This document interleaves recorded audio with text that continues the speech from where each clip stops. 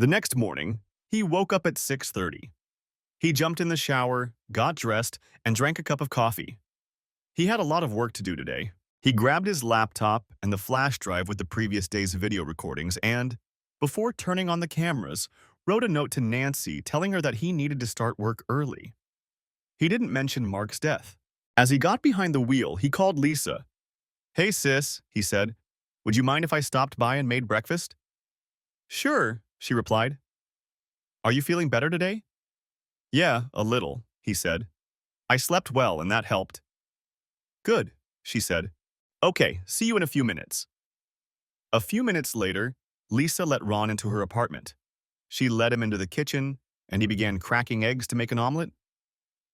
"Are you sure you can handle it?" she asked. "Oh yes," he replied. "I'll make some coffee," she said. "Sounds good," he replied. "So what's new?" Lisa asked as Ron was smoothing out the omelet.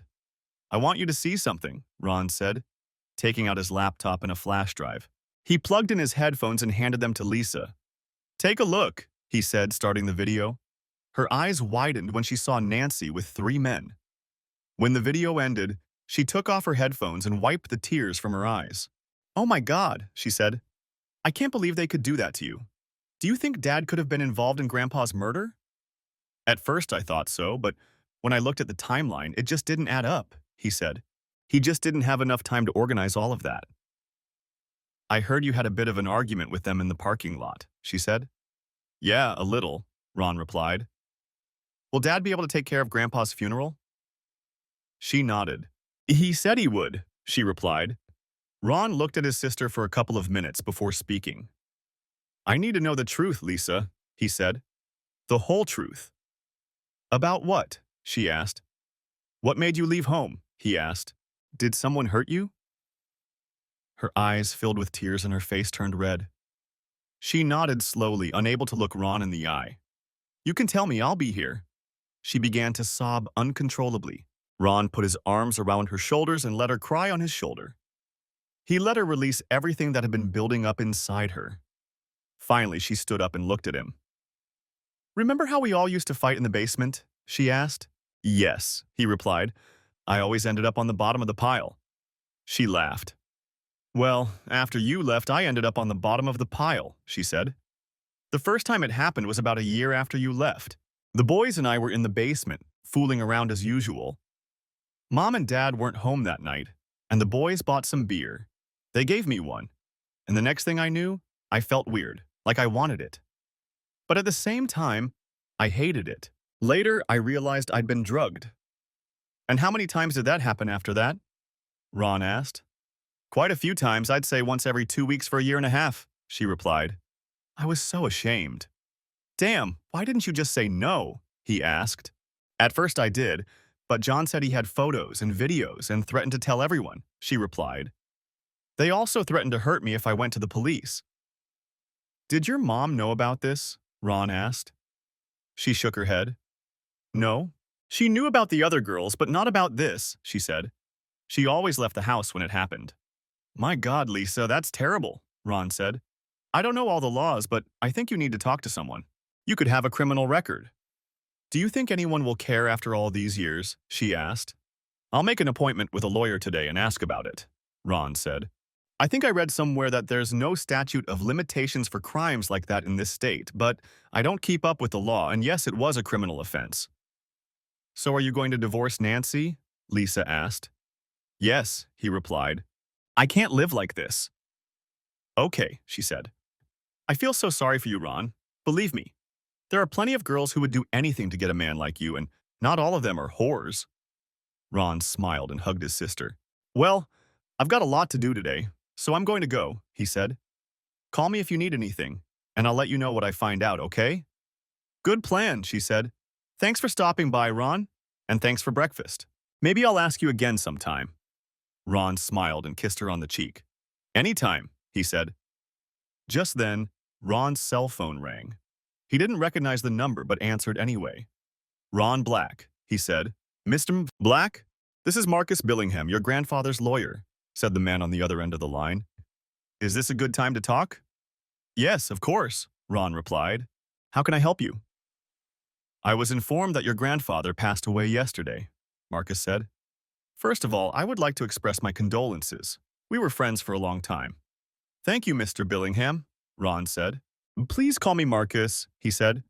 Secondly, I would like to know if you and your sister could come to my office this morning. I need to discuss your grandfather's last will and testament with you. Would that be possible? Well, I can come, Ron said. I'll ask Lisa. She's here. He hung up and looked at his sister. Can you take the day off and go to Grandpa's lawyer? I think so, she replied. We have 3 days of parental leave, so I don't think it will be a problem. Let me call first. She took out her phone and called her boss to explain the situation. Less than a minute later, she finished the call and looked at Ron. Everything's fine, she said. I can come. Ron put the phone on speaker. Marcus, I've put it on speaker, Ron said. Lisa said she can come with me. What time should we be there? Can you be there by 10 in the morning? Ron asked. Lisa nodded. We'll be there, Ron said. Okay, Marcus replied. See you at 10. After Marcus gave him his address, they ended the call, and Lisa ran to her bedroom to get ready. Soon, they were on their way to Marcus's office in the city center. Ron found a spot in the main parking lot downtown, and they walked 2 blocks to the high-rise building where Marcus's office was located. The secretary took their names and showed them into Marcus's office. Please come in, Marcus said when the secretary opened the door.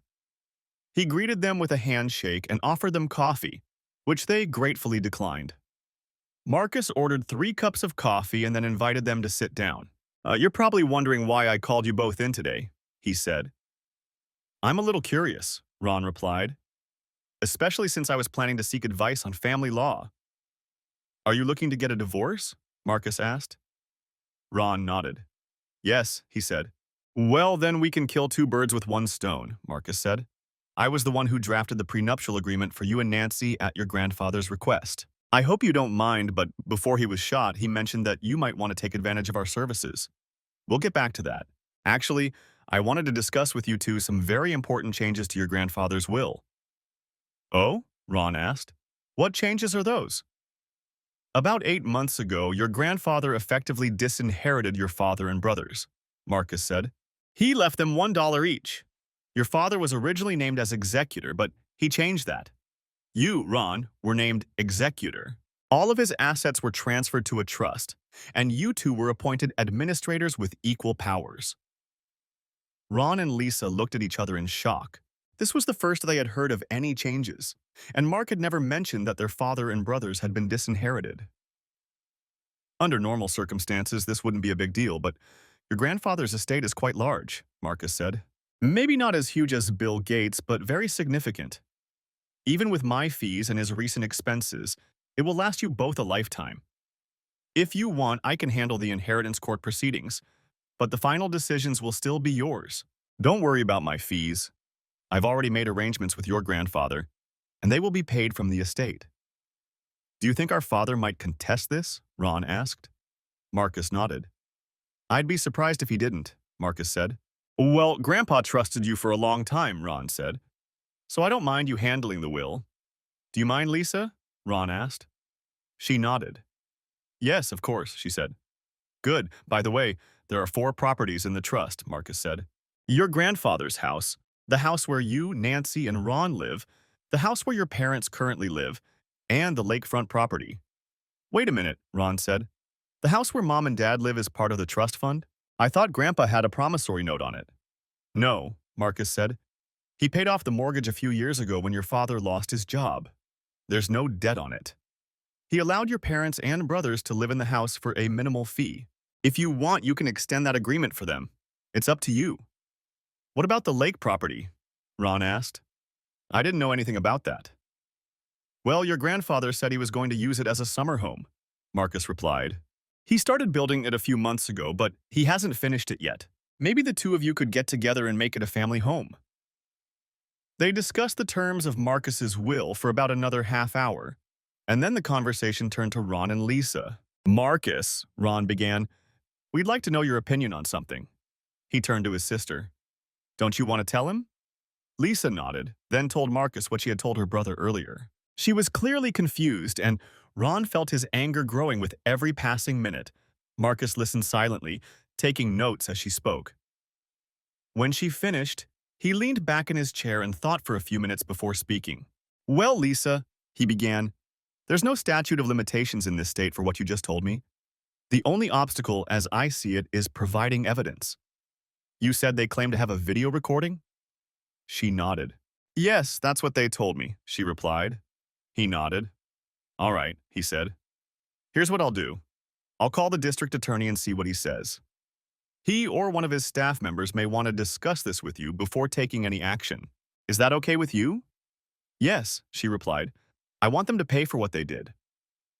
Are you saying that your mother knew nothing about this? He asked. Not as far as I know, Lisa replied. Okay, he said. I can't promise anything, but I'll talk to the district attorney and we'll take action, okay? Thank you, she said. Marcus turned to Ron, who took a flash drive out of his pocket. What about you? Marcus asked. Ron handed him the flash drive. I want a divorce, Ron said.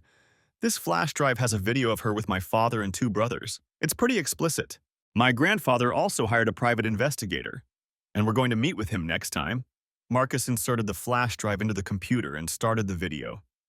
His face turned slightly red as he watched the video. When it ended, he pulled out the drive. Do you mind if I stay with him for a bit? He asked Ron. Sure, Ron replied. Good. I'll also mention this to the prosecutor if you don't mind, Marcus said. I'll start drafting the prenuptial agreement right away and send it to the court. When do you plan to meet with her about this? Tonight, when she gets home from school, Ron replied. Good, he said. I can tell you that, based on what I've seen, everything will be fine. In this state, adultery is still grounds for divorce and can be prosecuted as a criminal offense, but I don't know of any cases where that has happened. As I recall, your agreement states that in the event of adultery, the guilty spouse leaves the marriage without any support.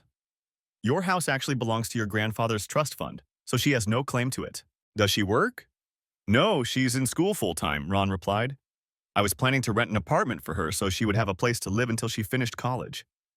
I've already paid for her tuition through the end of the program. According to the agreement, she will receive $20,500 for each year of our marriage, plus the money she had when we got married, which is only $450. I'm going to give her a check for that amount tonight. She has her own car, she can keep that. I see, Marcus said. You're very generous under the circumstances. I hate what she did, but I don't want her to end up on the street, Ron said. I'm glad to hear that, Marcus said. Okay, I'll prepare the paperwork. I'll also get a restraining order against her and her 3 friends. Make sure I have her new address so I can serve her with the papers. If you have any additional evidence, pass it on to me. If she doesn't contest the divorce, it will be final in 6 months. Thanks, said Ron. How much do I need for the initial payment? Don't worry about that right now, said Marcus. I'll send you a bill. Besides, your grandfather already paid me a pretty hefty fee, so I'll pass on that for now. Marcus handed each of them a business card, then stood up, signaling that the meeting was over. Ron and Lisa also stood up, and the 3 shook hands. I'm very sorry it turned out this way, Marcus said. Your grandfather thought very highly of you. He always said he hoped for reconciliation in the family. If you need anything, call me anytime. I'll discuss everything with the district attorney and let you know what I find out. I already have your contact information in my files. Thanks, Marcus, said Ron. Their next stop was the office of Alfred Johnson, a private investigator hired by Marcus to tap the phone at the house and follow Nancy. After talking to the secretary, a red-haired girl chewing gum, they were shown into Alfred's office. With a cigar in his mouth looking like Columbo, a middle-aged man rose from his chair and greeted them. Call me Al, he said after introductions. Yes, I spoke with your grandfather and we've been watching your wife. She's a very busy lady to say the least. I haven't finished my report yet, but I have a lot of photos and videos. What have you found? Ron asked. As you suspected, your wife has been entertaining several men over the past 24 hours, Al said. In total, I would say she has had at least 15 men, not counting your father and 2 brothers. 15? Ron asked, shocked. This was clearly heading for a scandal. Yes, said Al. He pulled a folder out of the manila folder and handed it to Ron. The folder was full of photos and DVDs. This is just what we found at the beginning of our investigation. I can tell you that your father and brother were also at your house this morning. They arrived around 8:30 and left around 10 o'clock. We have a video recording of it. It's on a DVD. I should warn you that it's very shocking and quite explicit. Ron quickly did the math. If they left at 10 o'clock, then the events must have started around 3 p.m. Thanks, Ron said. I think we have enough evidence for a divorce. I've already started the process, so if you want, we can consider the case closed after tonight. All right, okay, Al said. I'll have my people keep an eye on her until tonight, and then we'll finish the surveillance. I can have a full report ready in about 3 days, if that works for you. That works for me, Ron said. How much do I owe you? I'll let you know when everything's ready and send you a bill, Al said. Your grandfather already paid for a week of surveillance, so you'll probably be reimbursed. My grandfather was shot yesterday, Ron said, so you can send the reimbursement to me. I'm very sorry, Al said. Damn, I heard nothing but good things about Mark. He helped me get started, you know. Well, as soon as we're done, I'll find out everything and get in touch with you, okay? Okay, Ron said, handing Al his business card with his contact information. We'll be in touch, Al said before leaving. And let me know when the funeral is. I'd like to say goodbye to him. After that, Ron and Lisa went to lunch and discussed what had happened that morning. I knew Grandpa had a lot of money, but I didn't think he was that rich, Lisa said. Me neither, Ron replied. My head is still spinning. So what are your plans? Lisa asked. I saw online that there are small furnished studio apartments for rent in the complex where you live, Ron said. I'd like to rent one for Nancy, unless of course you mind her living in the same complex as you. No, I don't mind, she replied. Are you sure you don't mind? She asked after a few minutes. You're really kicking her out. Yes, Ron said. I don't trust her anymore, and all the love I felt for her is pretty much gone. You've changed, Ron, she said. A lot. What happened to you? Well, that Ron is gone, he said. And the days when I put up with people's crap are gone too. He realized she was more right than he thought. The old Ron would never have done what he did to Nancy, and even if he had, or even thought about it, he would have been torn apart by guilt. But the new Ron felt absolutely no guilt. He felt no guilt for what he knew would happen to his father and brothers. What's more, the old Ron would probably have cowered in a corner realizing that his marriage was ruined. He might even have begged Nancy to take him back and let her turn him into one of those weak cuckolds he had read about on the internet. But that Ron was gone, replaced by something else. However, he had to be careful and he knew it. If he went too far, he could easily turn into a modern version of Edward Hyde from Stevenson's novel. I like this new Ron, Lisa said with a smile. Ron smiled back. Thanks, he said. Me too. So what do you think we should do about Mom? She asked. If Dad and the boys go to jail, she won't have any income. Even if they don't go to jail, there's still the problem of the house. Do you think you should kick them out? It's tempting, he said. They've given me enough reasons to throw them out on the street. But I don't want Mom to suffer. Although I don't mind if she stays if they go to jail. Let's see how things turn out, okay? Okay, she said. Would you mind setting up a small trust fund for her so she can live on? No, I don't mind, he said. Grandpa would probably have done the same. You're probably right, she said. After lunch, they returned to Lisa's apartment and headed to the office. Lisa introduced Ron to the office manager and explained the situation. So, you want to rent a one-bedroom apartment for your soon-to-be ex-wife? Asked Marcia, the office manager. Yes, Ron replied. And I'm willing to pay 6 months in advance, if possible. 6 months, Marcia asked.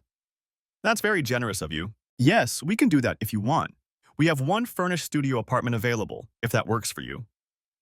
Okay, said Ron. Marcia showed them to the apartment so they could take a look around. It was very small, but clean and sparsely furnished. Considering that Nancy would be at school all the time, Ron decided it was more than enough. I'll take it, Ron told Nancy. They returned to the office where Ron filled out the paperwork. Ron signed a check for the security deposit and 6 months' rent and took the keys from Marcia. When do you think she'll be moving in? Marcia asked. Tonight, Ron replied, after she gets back from school. They left the office and walked to Lisa's apartment. When they reached the apartment, she turned to Ron. Are you sure you want to do this? Lisa asked. Yes, Ron replied. The sooner she's gone, the better. I just hope you're doing the right thing, she said. It's the only thing I can do, he replied. At least I'm not making her live in my car, even though I really wanted to. I understand, she said. Do you mind if I keep in touch with her, just to make sure she's okay? I don't mind, Ron said. She's going to need a job soon. Maybe you can help her with that? I'll see what I can do, Lisa said. I'll call you soon, okay? He nodded. Lisa hugged him. Everything will be okay, brother. You'll see. Thanks, Lisa, he said. I'm really grateful to you. He left the house and headed to the bank, where he made changes to his account. He removed Nancy from their joint account, paid off and canceled their joint credit card, issued a new card in his name only, and received a bank check for $5,150 made out to Nancy. It was a rather expensive day, but he knew it had to be done. After that, he returned home and began gathering all of her clothes and toiletries, putting most of them in trash bags and placing them in the garage next to her scooter, which she still used occasionally. He took down all of their photos and put them in boxes along with their wedding album. As he was packing Nancy's things, the phone rang. Ron saw that it was Marcus's number and answered the call. Ron, Marcus said, I just wanted to let you know that I spoke with the district attorney, and he's very interested in investigating the case involving you and Lisa. Great, Ron said. Is there anything we need to do? Not yet, Marcus replied. I think he'll be in touch with both of you to set up a meeting. Just wanted to let you know. Thanks a lot, Marcus, Ron said. They ended the call, and Ron continued packing until he felt he had done enough. By then, it was almost 3 o'clock, and Ron realized that things were starting to pick up. He went down to his lab and watched the morning's video recording. Judging by the time on the tape, it was around 8:30 in the morning when Nancy's father, John, and George entered her bedroom. George had a large bruise on his face from the blow Ron had dealt him the day before. What happened to you? Nancy asked. That's what your pathetic husband did to me yesterday at the hospital, George replied. You didn't tell me he was into martial arts. I'm sorry, she said. I guess I forgot to tell you. He started doing it in college. Well, that little bitch is going to pay for this, I promise you, he said. No, please, you promised you wouldn't touch him, she said. I didn't promise anything, he replied. Let's see if he's faster than a bullet. You'll end up in jail, she said. What the hell is this? George growled. He owes me, and I swear to God he's going to pay for this. What were you doing at the hospital? She asked. My dad was shot yesterday, Bob said. He died after surgery. Oh my God, Nancy said. Ron didn't say anything about that last night. Did you arrange all this? No, Bob said. It was just a stupid accident. He got caught in the crossfire between two gangs. Just luck, said John. But it's good for us. Now we'll get the house and a good chunk of the inheritance. Ron laughed. Yeah, right, idiot, he thought to himself. Nancy turned to George.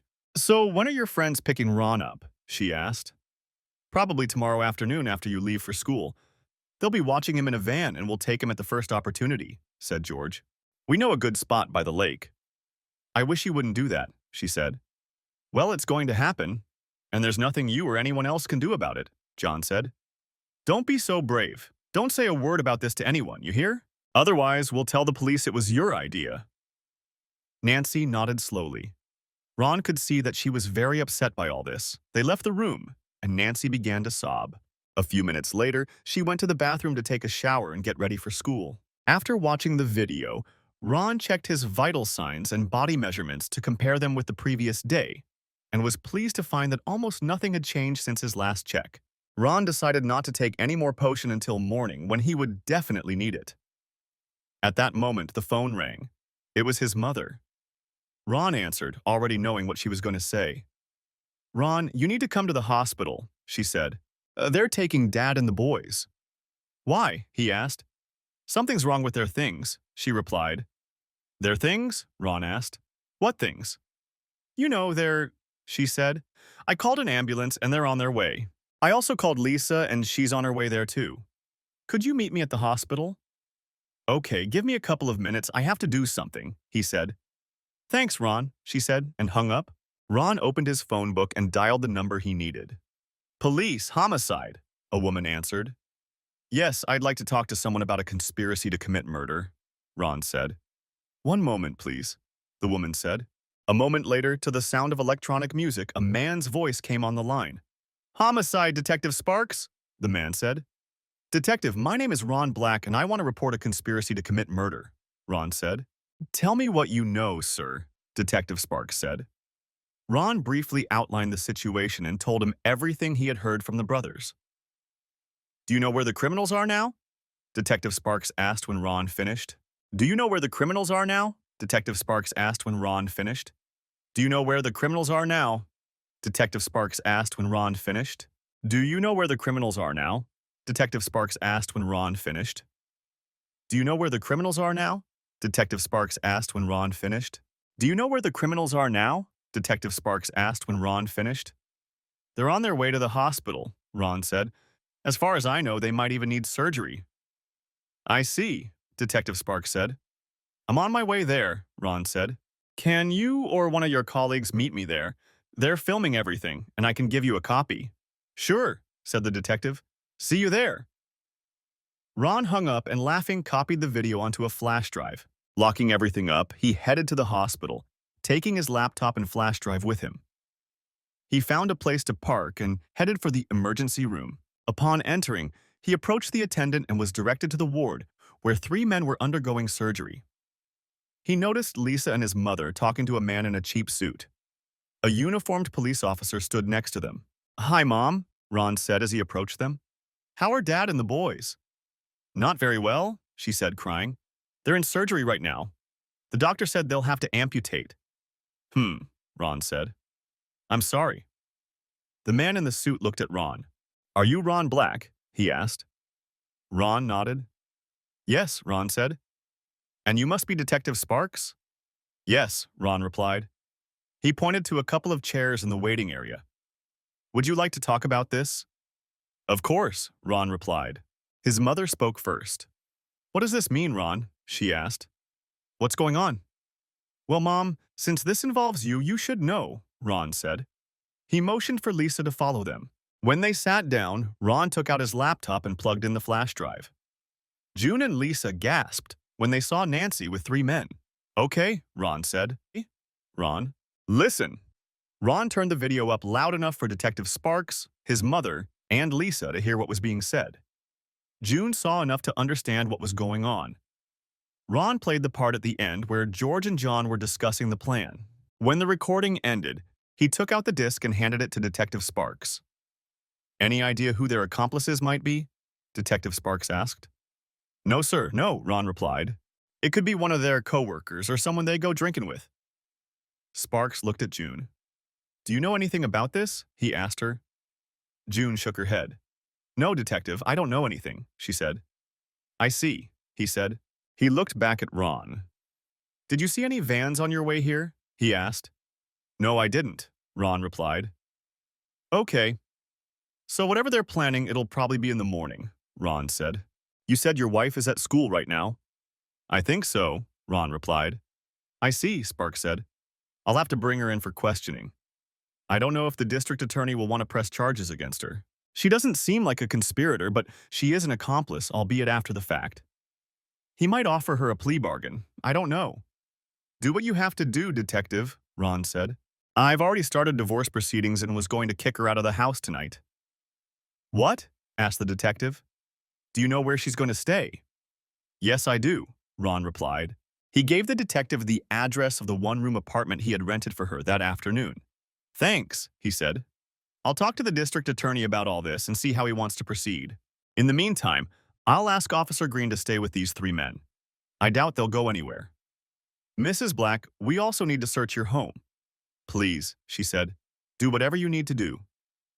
While you're at it, Detective, Ron said. Could you look for a videotape? A videotape? The detective asked. Lisa blushed when Ron looked at her. Lisa, maybe you should talk to your mom alone so she knows what's going on, suggested Ron. Lisa nodded and took her mother's hand. What's going on, Ron? Asked June. Lisa will tell you, said Ron. He turned back to the detective.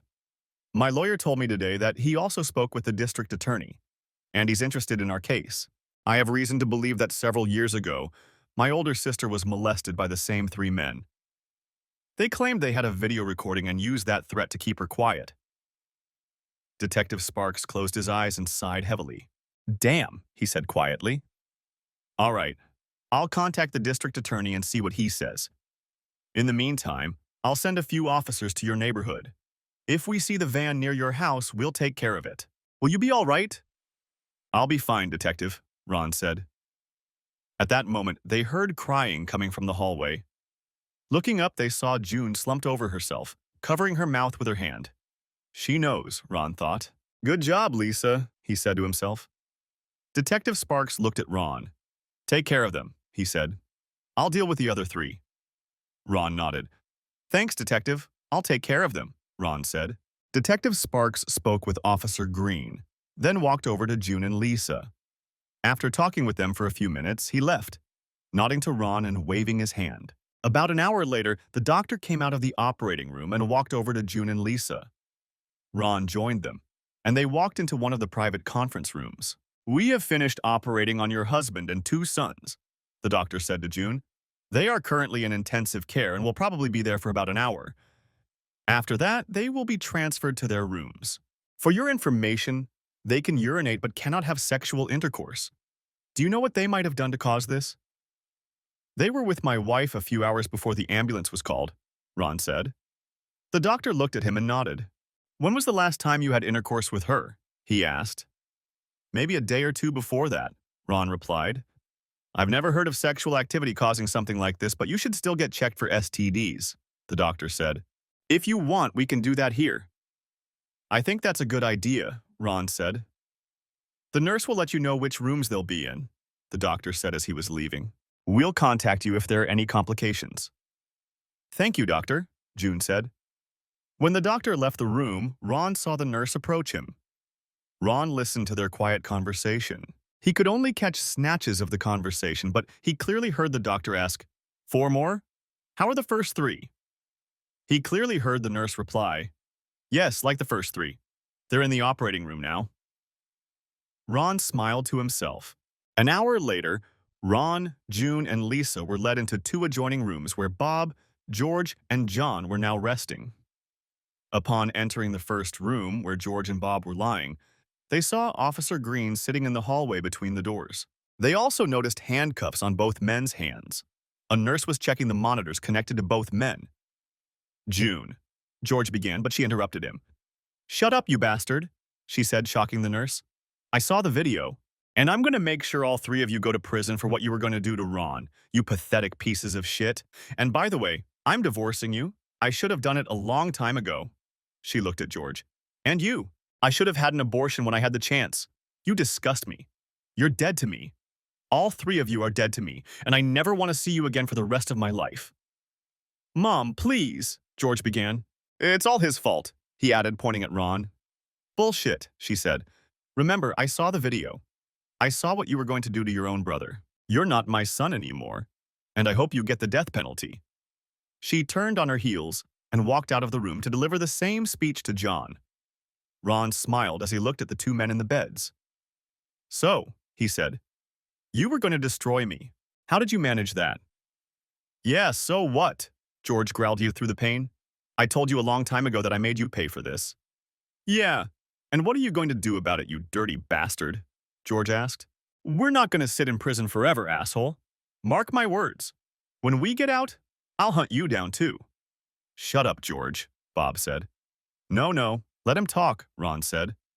I want to hear how he's going to do it. It'll be a surprise, George hissed. You won't see me, you bastard.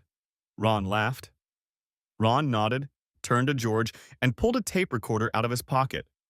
He pressed a couple of buttons and everyone heard George's recorded confession. Well, asshole, Ron said. The 3 of us heard your confession and I recorded it. I'll make sure the prosecutor gets a copy. As I understand it, people like you don't get along very well in prison. Officer Green and the nurse smirked. All right then, Ron said as he left the room. Entering John's room, he saw that his older brother was chained to the bed just like George and Bob. Ron approached John with a smile on his face. By the way, asshole, Ron said, your asshole brother confessed to your crimes. There were 3 witnesses, and I recorded everything for the prosecutor. Just wanted you to know. I'm sure Bubba will take care of that when you're in prison. He smirked as John's face turned green. Ron said nothing, just turned and walked away, with June and Lisa following behind him. They went into the hospital cafeteria and sat down at a table while Ron bought them lattes. June looked like she was about to cry. "What's going to happen to me, Ron?" she asked through her tears. "I have no income, no job, no skills, nothing. We're going to lose our house and everything else." "We'll talk about that in a minute, Mom," Ron said. "First, I want to hear something from you." "What?" she asked through her tears. "Did you ever love me when I was a child?" Ron asked. She looked at him in surprise and blinked. "Of course I did, Ron," she said. "And I still do. You're my son. You know that." "No, Mom, I don't," he said. "You scolded me when I was a child, always telling me I had to be like other boys. Of course, you never bullied me or were as cold and harsh as Dad and the other boys, but I don't remember you ever telling me you loved me. When I was in college, you didn't even send me a card for Christmas or my birthday. Why?" "I'm sorry, Ron," she said. "It's all because of your father. He was so controlling, and they were always jealous of you. He was afraid you to become a mama's boy. After you left and he lost his job, things got even worse. Did you know that Grandpa took out a mortgage on your house?" he asked. She shook her head. "No, I didn't," she said. "Your father handled all of that, and I was never allowed to look at the statements. I don't even know how to pay bills or write checks. He gave me cash for groceries, and that was it. Sometimes he would give me a few dollars for clothes or a haircut." Ron looked at Lisa and saw her nod slightly. "Grandpa put your house in a trust, and Dad paid a small monthly rent," Ron said. "That's the only reason you didn't lose your house? Grandpa asked Lisa and me to manage the trust fund, so we can do whatever we want with it. I don't mind if you stay there as long as you want, and I think Lisa agrees with me." "I agree," said Lisa. Ron nodded. "We also talked about setting up a fund for you so you can take care of yourself," he said. "Lisa and I will help you get on your feet and show you how to pay your bills if you want.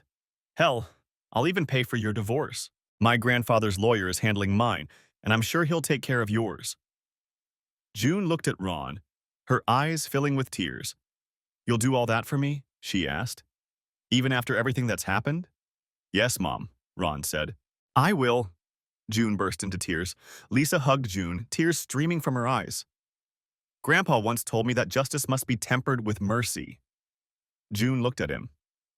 "You're a lot like your grandfather," she said. Ron smiled. "Thanks," he said. "I like to think so." "I'm talking about my father," she said. "You never knew him. He died before you were born. You even look a lot like him. I think he would have loved you. He and your father never got along. They fought all the time. Maybe that's why your father never loved you. You reminded him too much of my father." Ron agreed. Calming down, June looked at Ron. "So what are you going to do about Nancy?" she asked. "I've started divorce proceedings and I'm kicking her out of the house tonight," Ron said. "I don't suppose she's in jail." "I don't blame you," she said. "I'm very sorry it turned out this way, Ron. I love you. You'll always be my child." Ron smiled. "I love you too, Mom," he said. They got up from the table. "Will you ever be able to forgive me?" June asked. Ron put his arms around her shoulders. Of course I forgive you," he said, and she held him tightly for several minutes. "I need to go home," June said when they finished hugging. "I'm a mess." June and Lisa hugged for a few more minutes. When June left, Lisa looked at Ron. "That was so sweet of you, Ron," she said. "Thanks." Ron looked at her again before hugging her. "Anytime," he said. Her words make sense. Since Dad isn't working, I guess I should take care of Grandpa's funeral. "I'll help you," she said. "Thanks," he replied. "I'll need all the help I can get." He glanced at his watch. "I'd better get home and get ready for my date with Nancy." "Okay," she said. "Let me know how it goes. Call me if you need anything." Part 3. Ron came home and changed into shorts and a t-shirt. He put his laptop on the table along with his briefcase. Ron didn't expect Nancy home until midnight or later, and was surprised to hear the garage door open at around 11:30. "You're early," he said as she came into the house. "I had a really bad day," she replied. "I just got off the phone with the police. Some detective was asking me all about a conspiracy to destroy you." "Interesting," Ron said. "I'm going upstairs to take a shower and go to bed," she said. "No, I don't think so," he replied. "Listen, I've had a really bad day," she said. "And it's about to get worse," he said. "Sit down." I want to take a shower first, she said. I said sit down, Ron shouted. Right now. She looked at him in shock. Slowly, she pulled a chair up to him and sat down. I want you to watch something, he said, showing her a video of her having fun with his father. Her eyes widened as she watched the video. Oh my God, no, please, she whispered. Watch, he said. That's all. There's more, including a video of the four of you plotting to destroy me. Please, Ron, I didn't mean to, she said. What, destroy me? Ron asked, his anger boiling over. No, she replied. Bullshit, bitch, he said. You divorced them on our wedding day. Don't deny it. I was naive then, but not anymore. How often did you do it with them? I don't know, she replied. Mostly on weekdays after you left for work. The entire time we were married? He asked. Most of the last year, she replied. But I didn't want to hurt you. They said they had a video of me and that they would give it to you if I didn't set them up. What video? He asked. Video of what happened on our wedding day, she said, and tears streamed down her cheeks. What about all those men? Like at my last company meeting? How many men have you been with since we got married? She lowered her eyes, feeling ashamed. I don't know, she said. Maybe a few. A few? Ron asked. What are we talking about, 5, 10, 50, a couple hundred? God, no, she said. Well, I have a video that shows you had at least 12 men in one day, he said. What, you think I'm paying for your education so you can have fun with every guy on campus? I'm not stupid, Nancy. Counting your 3 morning friends, that's 15 men in one day. Do the math. That's 75 in a week. I'm sorry, she said. I needed it to do my homework. It's just sex. I didn't take anything from you. Just sex, and you didn't take anything from me? Ron asked. Are you kidding me? I also noticed that you never use protection. Did you want to catch something and bring it home to me or what? What the hell is wrong with you? Her tears dried up and her expression changed significantly. Now she looked angry. Fine, she said defiantly. I admit it, I like it, okay? I've been pretending when I've been with you. God, you're so naive. I only married you to get out of the hole I was in. Do you know where I've been for the last 3 hours? I was at a club. And don't even think about divorce. I'm going to keep cheating on you. Maybe even in front of you. You're a stupid whore, Ron said.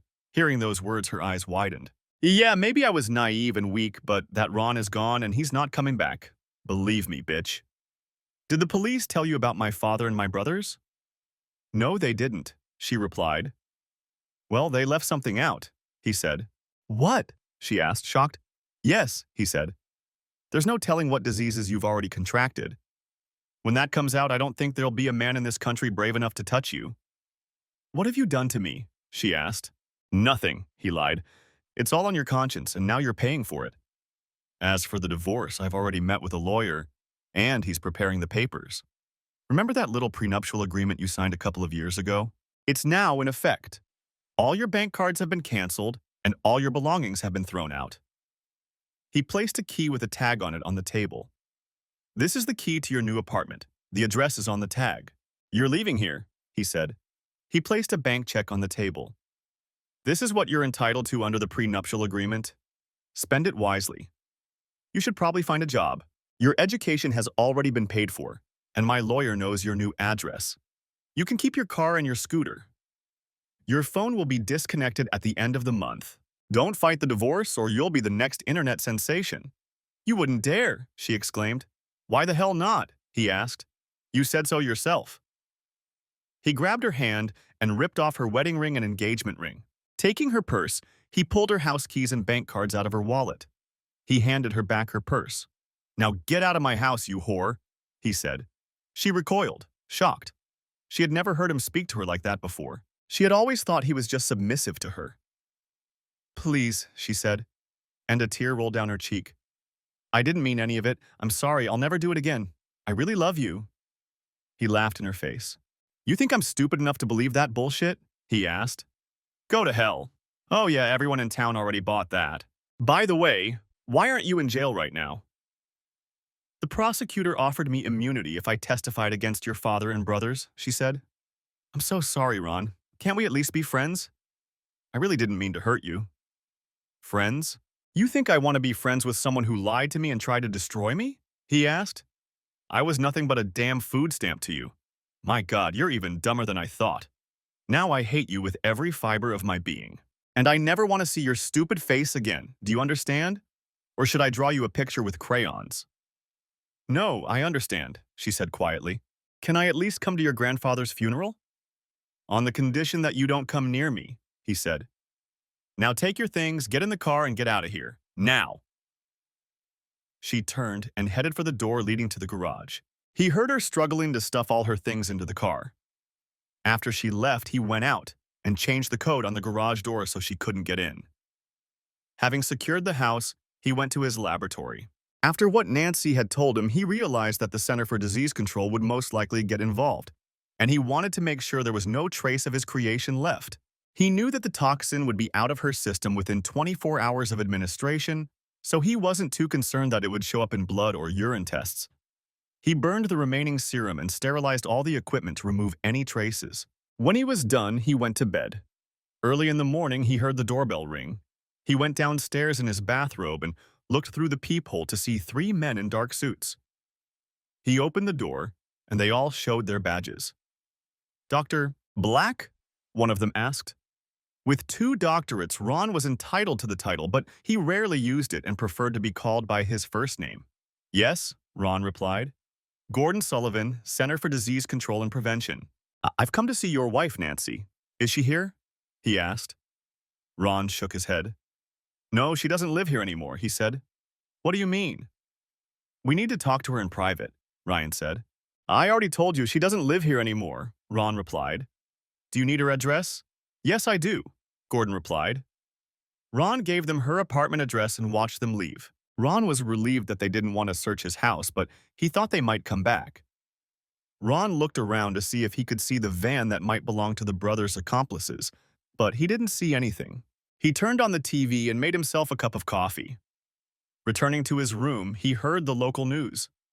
Local medical authorities report that in the last 18 hours, about 40 people have undergone emergency surgery, the announcer said. The camera switched to a doctor talking to reporters. "It has been a long night at the medical center. Due to the nature of this outbreak, we had to call in personnel from the Center for Disease Control and Prevention," the doctor said. "We don't know how far the disease has spread, and we are very concerned." The camera cut to the anchor. According to the investigation, about 30 men have admitted to having relations with the same woman. At the time of this report, medical services are searching for her. Due to confidentiality rules, the names of those involved in the incident are not being released, the anchor said. Ron laughed. 40 men, huh? That bitch was busy, that's for sure. Ron couldn't help but wonder how many of them were married. Ron decided it wasn't going to happen anytime soon. A few minutes later, the phone rang. It was Lisa. "Good morning," she said when Ron answered. "Did you see the news?" "Yeah, I did," Ron replied. 40 men? That's going to be a big deal for a while. Lisa laughed. "I'm sure it will," she said. "By the way, I had to take Nancy to the emergency room this morning." "Oh," Ron said. "What happened?" "She was complaining that her mouth and back were burning really badly," Lisa said. "I thought someone had set her butt on fire. And I saw some sores on her tongue and in her mouth. When we got to the hospital, she was complaining of severe heartburn. It doesn't look good. Did you do anything to her last night?" "Other than kicking her out of the house, no," Ron replied. "I didn't touch her. Is she still at the hospital?" "Yes," Lisa replied. "She'll probably be there for a day or two." "Well, the CDC was here looking for her. Several men who were at the hospital called her. I sent them to her new apartment," he said. They'll find her," said Lisa. "Her hospitalization should have notified the CCA. I'll keep you posted." "Thanks," said Ron. After ending the conversation, he laughed. Of course, he didn't think it would happen, but he was glad to know that she would feel warmth, pun intended, from his own actions. Still, he was a little concerned that he had overlooked this when he created the formula, and wondered if the potion he had used on himself had clouded his thinking. It wasn't like him to overlook such details. Perhaps it was the anger and shock of what had happened, he thought. Looking out the window, he noticed a blue Ford van parked across from his house. Police cars surrounded it, and he saw officers leading 3 very large men in handcuffs toward them. One was black, another was white, and the third appeared to be Latino. He didn't recognize any of them. After the men were put into 2 cars, a police officer approached his front door and rang the bell. Good morning, officer, Ron said, opening the door. How can I help you? Good morning, Mr. Black, the police officer replied. Detective Sparks asked me to let you know when we apprehend the suspects. We will be increasing patrols in your neighborhood over the next day to make sure you're okay. Thank you, officer, Ron said. I really appreciate it. I have some audio recordings that I think Detective Sparks might be interested in. Can I give them to him today? I think so, the officer replied.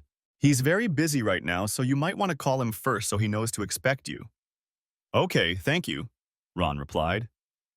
Have a good day, sir, the officer said as he walked away. Ron closed the door, feeling relieved that the three men had been caught. He got dressed and walked over to the van where another officer was busy cataloging evidence. The two cars with the suspects had already left. Good morning, sir, said the officer as Ron approached him. Are you Mr. Black? Yes, replied Ron. I can't tell you how glad I am that you caught those guys. I can imagine your relief, said the officer. So what do you have here? Asked Ron. He saw the gun and several other items already packed in plastic bags with labels. I won't get in your way, officer. Thanks again. You're welcome, Ron said. Have a good day. Damn, he thought to himself. Those three bastards were serious about destroying him. He called the police station and gave them the audio recording of the jerk's confessions. I think we got everything, Detective Sparks said. I'm ready to question the three suspects we caught this morning. We have some pretty solid evidence against them. Turns out they're repeat offenders, and this is their third crime. The rest of the day flew by in a blur as Ron made funeral arrangements for Mark. The funeral was to take place in a couple of days, and he learned that his grandfather had thoughtfully paid for the funeral and a cemetery plot next to his grandmother's grave in advance. The headstone had already been placed, but Mark's date of death needed to be added. He contacted the cemetery and made all the necessary arrangements. He also found Mark's old DD-214 form, which listed him as a Vietnam War veteran. He contacted the war veteran and, after being passed around from one agency to another, was able to arrange the funeral. The flag had already been ordered, and Ron learned that his grandfather had asked for it to be given to him. Ron's eyes filled with tears when he heard this. The funeral home staff were very kind and told Ron that all the arrangements had been made. One of the employees even wrote a very beautiful obituary and included the names of Mark's descendants, which he learned from Ron.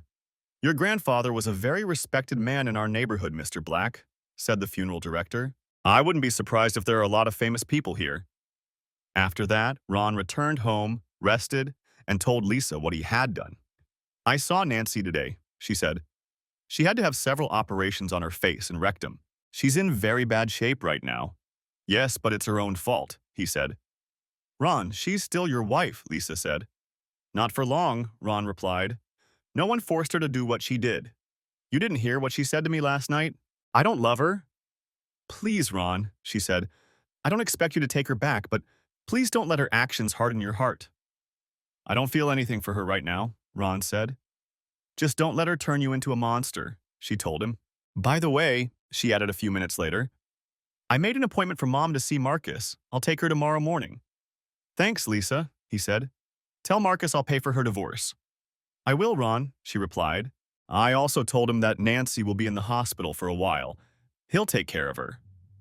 They ended the conversation, and Ron began to eat. He didn't care what happened to Nancy, but Lisa noticed that something was bothering him. Was he turning into a monster? Ron hoped not, but he also knew that the old Ron was gone for good. Finally, he went down to his lab and checked his vital signs and body weight. He was pleased with the results. Perhaps he had finally found the right formula. That evening, he decided not to take another dose and changed into his workout clothes. He found that physical activity was increasingly calming and helped him think clearly. Mark's funeral took place a few days later and went well. According to the funeral director, several prominent people attended Ron's funeral, including a former U.S. Senator and several members of the House of Representatives. They all shook Ron's hand and offered their condolences. Ron gave a touching speech and thanked everyone for coming. After that, everyone went to the cemetery for the burial ceremony. Ron decided to leave last and sat down by Mark's grave. Overcome with grief, he began to cry. Mark was more than just a grandfather to him. He was Ron's best friend and confidant. Mark had always supported him even when no one else could. Ron felt a hand on his shoulder and looked up. It was Lisa, tears streaming down her face. I miss him too, she said. Ron nodded. For a long time, he was the only real family I had, Ron said. Sometimes I wonder what I'll do without him. I know, Ron, she said quietly. But he never left, you know that. As long as you remember him, he'll always be in your heart. And I promise I'll always be here for you. Thanks, Lisa, Ron said. That means a lot to me. How's Mom?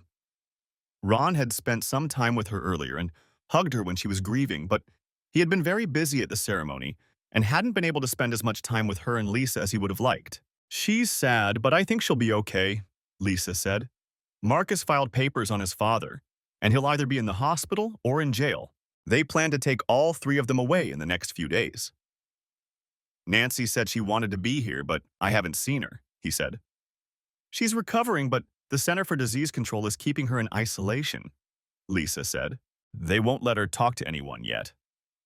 I think that's a wise decision, Ron said. He glanced at his watch. I really have to go, he said. I want to get a good night's sleep. The last few days have been very exhausting. Okay, she said. Don't forget about us. I'd like to invite you and Mom to dinner this weekend, if you'd like. Sounds good, he said before they left. As they walked to their cars, Detective Sparks approached them. I just wanted to offer my condolences and give you an update on the latest developments, he said, shaking Ron's hand. Thanks, Detective, Ron replied. What's new? Well, the three suspects we arrested are singing like canaries, Detective Sparks said. It turns out that all three are repeat offenders, and this case could put them away for life. The weapons they had were stolen. So the case is closed, Ron asked. Almost, yes, Sparks replied. And their confessions confirm that. What about Lisa's case? Ron asked. As far as I know, the SWAT team has enough evidence to put all three of them behind bars for a very long time, said the police officer. Trust me, they'll be old and gray by the time they get out. I hope you're right, said Ron. Trust me, the prosecutor will be thrilled, said Sparks. Of course, it helps that it's an election year and he wants to make a name for himself as a tough guy on crime. Sure, Ron said. They said goodbye and left the cemetery. The next day at work, his boss approached him. Ron, someone from the CID is here to see you, he said. He's waiting for you in conference room 3. Thanks, Ron replied. He tidied himself up and followed his boss out of the lab. Can you tell me what this is about? His boss asked. Not right now, Ron replied. I'll tell you later. All right, said his boss. Just don't be long. I won't, promised Ron. Gordon stood up when Ron entered the conference room. Dr. Black, said Gordon. Good to see you again. Please call me Ron, Ron said, shaking Gordon's hand. What brings you here? I wanted to talk to you about your wife's case, Ron said. I hope you don't mind, but I took the liberty of checking you out. And? Ron asked. I know everything about you, Gordon said. IQ of 215, member of Mensa. 2 doctorates from MIT, self-made multimillionaire. Impressive for a man of your age? You're well respected among your colleagues. I understand you have a lab at home. Some people work on cars, others have a man cave, Ron said. I like to do my own research, mostly theoretical. Everything is done according to OSHA rules and standards. How does any of this relate to my wife's case? Well, she's in isolation right now, Gordon said. She's recovering from surgery, and we've started running tests. So far, we haven't found anything that could explain what happened. I thought maybe you could shed some light on what happened. Ron shook his head. I don't know how I can help you, he said to Gordon. We are, of course, concerned about public health, Gordon said. If we can find out what happened to your wife, we may be able to prevent something like this from happening again. I understand, Ron said. Maybe you'd be better off spending our tax dollars on a public service announcement, warning people about the dangers of infidelity. Gordon smiled. You may be right, he said. Maybe we'll think about that. But I'm concerned about what might happen if this, whatever it is, spreads. Every person in America could be in danger. Ron nodded understandingly. I see what you mean, he said. How many other cases have been reported? None so far, Gordon replied. But that doesn't mean anything. And how long do you plan to keep her in isolation? Ron asked. As long as it takes, Gordon replied. We have to find out what happened and we can't risk another outbreak. My superiors agree. We've filed paperwork to keep her here for as long as necessary. That could take months, Ron said. Or years, Gordon replied. Ron smiled to himself. The thought of Nancy being isolated for years without physical contact with her lovers was a pleasant bonus. So what do you want from me? Ron asked. Well, as I said, Ron began, the initial test didn't reveal anything. Of course, we'll run additional tests. Of course, Ron said. Would you mind taking a look at our results? Ron asked. Maybe you can give us some direction on where to go from here? You want me to work as a consultant? Ron asked. Is that right? Something like that, Gordon said. This isn't like anything we've seen before. I'm sure it is, Ron said. You understand that I already have a job and I'm very busy right now. You'll have to talk to my bosses. Already done, Gordon said, pulling an envelope out of his pocket. He handed it to Ron, who looked at the letter signed by the CEO. According to the letter, Ron was authorized and assigned to consult with the CDC on a part-time basis for a period not to exceed 3 months. The letter also stated that the company and the government would pay him a fee for his assistance. So it's settled, Ron said, looking at Gordon. Ron began to wonder if Gordon suspected him and was setting him up. Yes, I do, Gordon said. Okay, Ron said. But first I'd like to ask a couple of things. Sure, go ahead, Gordon said. First, you know I'm getting divorced from Nancy, right?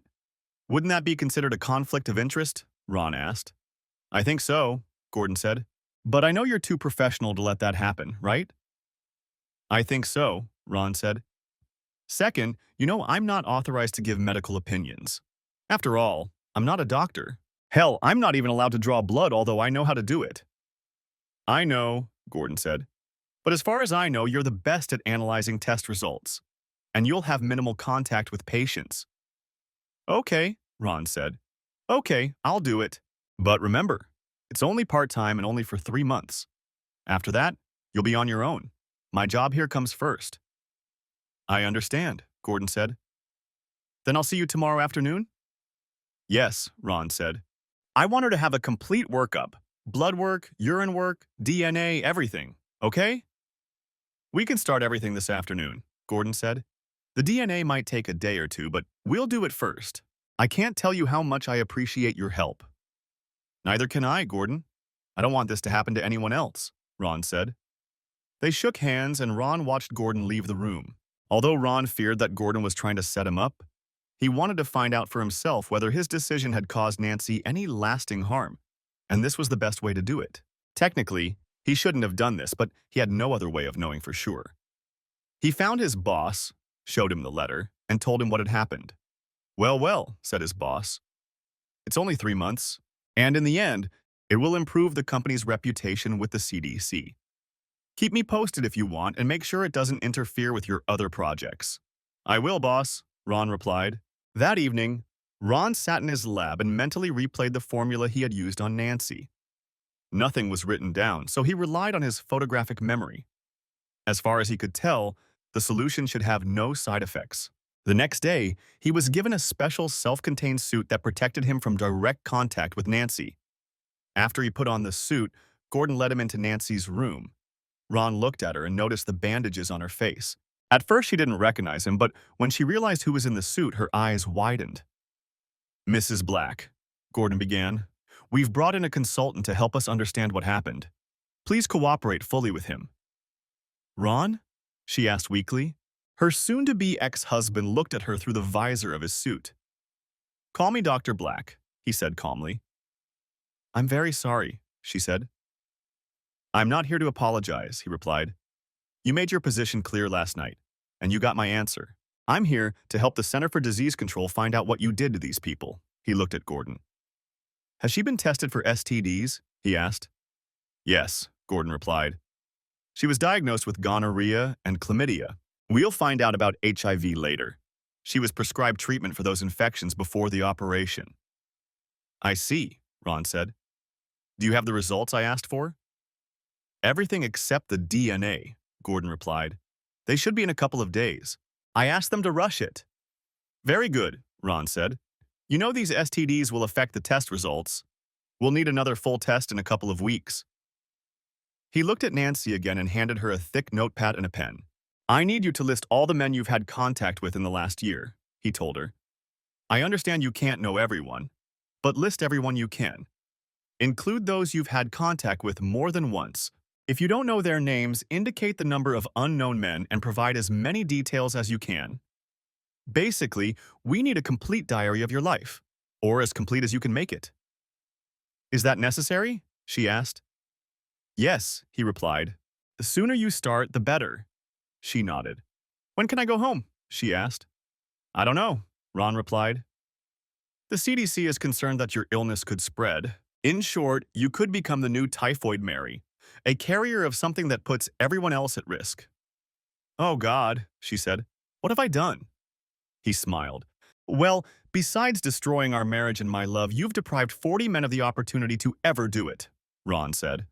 I'm so sorry, she said, and tears filled her eyes. You already said that, Ron replied, turning to her. He turned to Gordon. I need to take the test results to the lab for analysis. I'll let you know the results as soon as possible. Wait, you're taking them with you? Gordon asked. Of course, Ron said. I can't analyze them here. But we have protocols, Gordon began. And I have mine, Ron replied firmly. Listen, you needed my help, right? You came to me, remember? If you need my help, put your protocols aside for a while and let me do my job. If not, tell me now, and I'll tell my bosses that I'm done with this. All right, Ron, Gordon said. I think we can bend the rules under the circumstances. Let me know the results as soon as possible, okay? I will, Ron said. He picked up the folder and headed home. After lunch, he went to his lab and began reviewing the test results, entering them into the computer. Ron studied them carefully and didn't like what he saw. There was nothing that could have been caused by his decision, but there was something else, and it bothered him. He needed more information, so he picked up the phone and called Gordon. You're quick, Gordon said. I'm not done yet, Ron replied. I need some samples. Can you do that? Sure, Ron, Gordon replied. What's going on? I don't know yet, but it needs to be done right now, Ron said.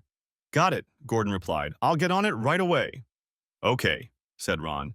Let me know when you're done. 2 hours later, Ron received a message from Gordon saying that the samples were ready and he could pick them up. Ron replied with a text message, locked the lab, and left. Here you go, said Gordon, handing him a plastic container with the samples. What did you find? I don't know yet, Ron replied. I'll let you know. He returned to the lab and began his analysis. A few hours later, he sat down and double-checked his findings. If he was right, he was looking at a case of super gonorrhea, which had never been seen before and could not be cured with any medication. He had heard of one case where a man had contracted something similar in Southeast Asia, and he wondered if any of Nancy's lovers had been there. A couple of weeks later, he went to Gordon and showed him what he had found. Are you sure? Gordon asked. Absolutely, Ron replied. Gordon shook his head. What do you suggest we do? Gordon asked. We'll have to develop a cure, but from what I've found, it could take several years, Ron said. I've talked to my colleagues in the lab, and they all agree with my assessment, but that's not all. In the biopsy you took, I found something that looks like precancerous cells. If my calculations are correct, and they almost always are, Nancy could develop cervical cancer within the next 2 years. Do you think this new bacteria caused the outbreak? Gordon asked. To be honest, I don't know, Ron replied. It's possible since it seems to feed on her tissue.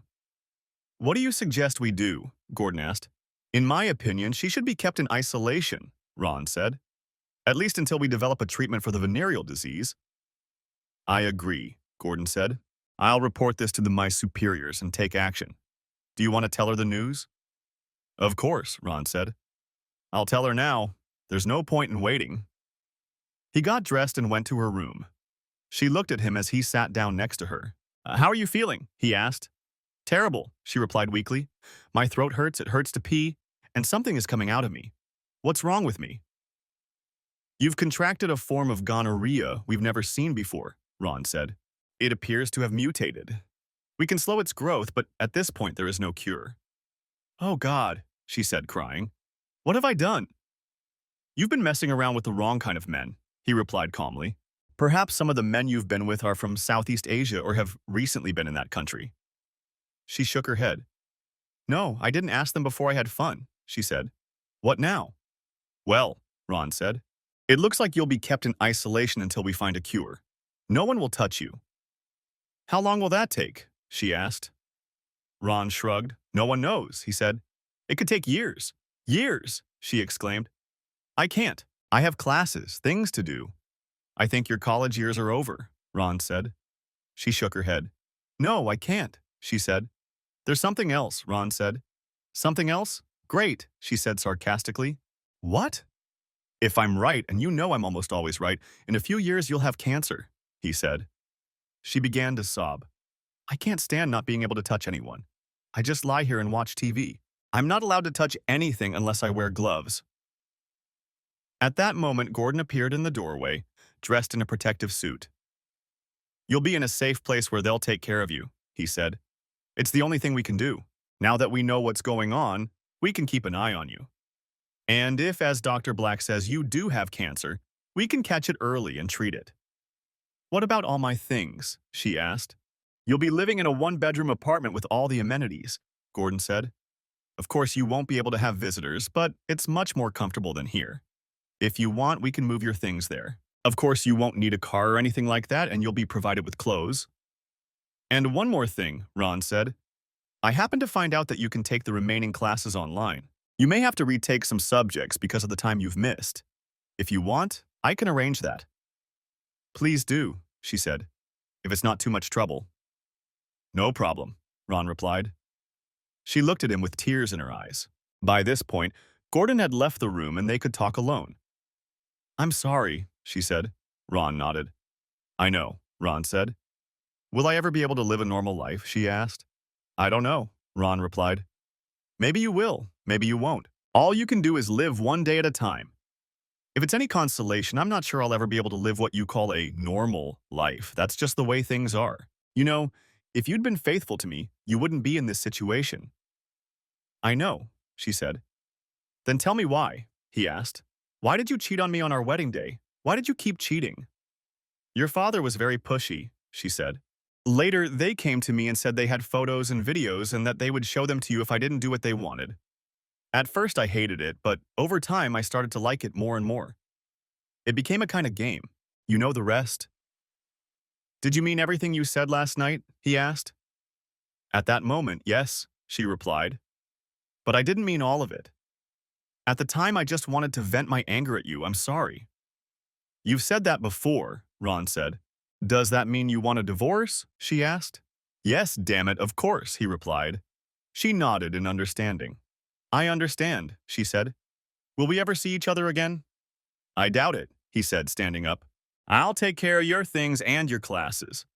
I'll keep an eye on your progress, but don't expect me to ever contact you again. Goodbye, Nancy.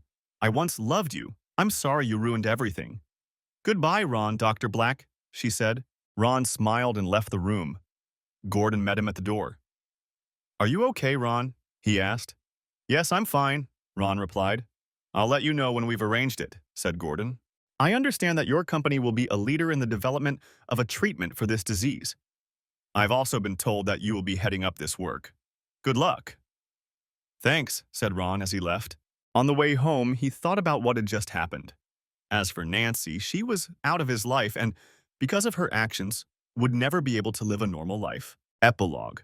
The divorce went smoothly, especially after the judge learned that Nancy was the woman whose infidelity had caused suffering to 40 men. The criminal cases against Bob, George, and John went through the entire court system, but in the end, they were found guilty on all counts and received sentences ranging from 35 years to life in prison. Things went badly for George and John, and one morning they were found dead. Bob later suffered the same fate. June's divorce was also finalized by the time Bob went to prison. Ron and Lisa set up a trust fund for her and taught her how to manage her finances. 6 months after the divorce, Lisa introduced her to a lonely doctor who was a couple of years older than her, and they started dating. A year later, they got married. Take care of my mom, Ron warned her with a smile at the wedding. Oh, I will, he replied. I promise you. Due to the enormous size of Mark's estate, it took almost a year to settle the inheritance, but when everything was finalized, Ron and Lisa found themselves the beneficiaries of a huge sum of money. They hadn't yet decided what to do with all the real estate, but they agreed to sell the house where they grew up after their mother remarried. Lisa finally married Mr. Wright, who turned out to be a nurse at the hospital where she worked. Ron walked her down the aisle. At his insistence, she and her new husband moved into Mark's old house.